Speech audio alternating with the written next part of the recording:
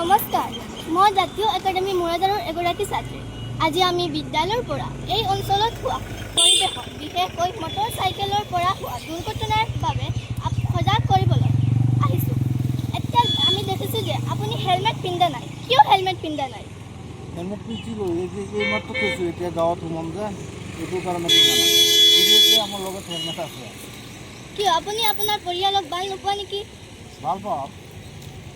এতিয়া যদি আপোনাৰ কিবা এটা হৈ যায় তেন্তে আপোনাৰ পৰিয়ালৰ লগত অঞ্চলবাসীসকল আমি দুখত আত্মহাৰা হ'ম, কিয়নো আপুনি আমাৰ পিতৃতুল্য।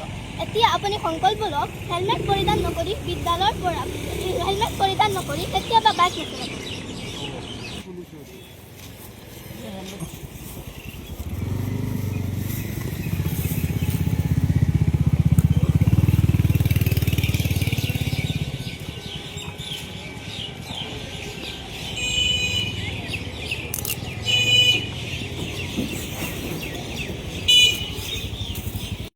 হেলমেটটো খুলি চোৱাৰ বস্তু নহয়।